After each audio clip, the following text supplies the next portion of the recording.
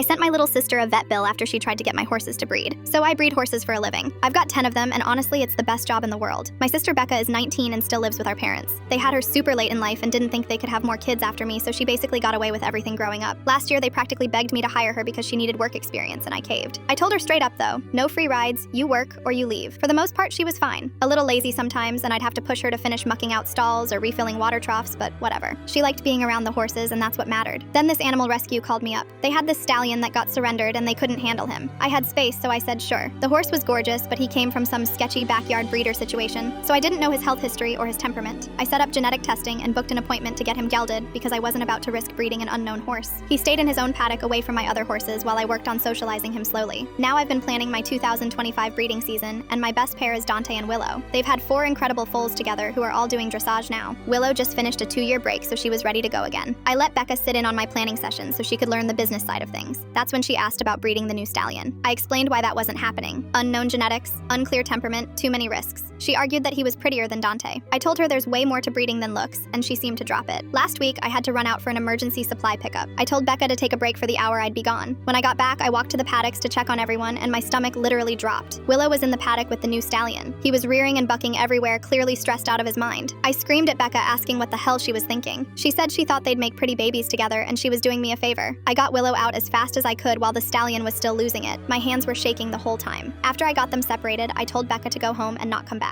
I was yelling pretty loud. Then I called the vet to come check both horses for injuries. The bill came out to almost $800. The only good news was Willow wasn't in heat yet, so at least she wasn't pregnant. I had the vet bill mailed directly to Becca at my parents' house. 2 days later, my parents called me freaking out. My mom was practically crying, asking what this bill was for. I explained exactly what Becca did and how she could have gotten both horses seriously hurt or worse. My dad said I was being cruel and that Becca didn't understand what she was doing. I told him she understood perfectly fine. I literally explained it to her days before. She just didn't care. They said she's 19 and can't afford this, and I'm being unfair. I told them either she pays it or they do, but I'm not eating an $800 vet bill because their golden child decided to play horse matchmaker. My mom said Becca was crying and that I was being a monster. I haven't heard from them since, but my phone's been blowing up with texts from extended family saying I'm too harsh. Becca sent me one message saying she was just trying to help. She could have killed my horses. But sure, I'm the bad guy here.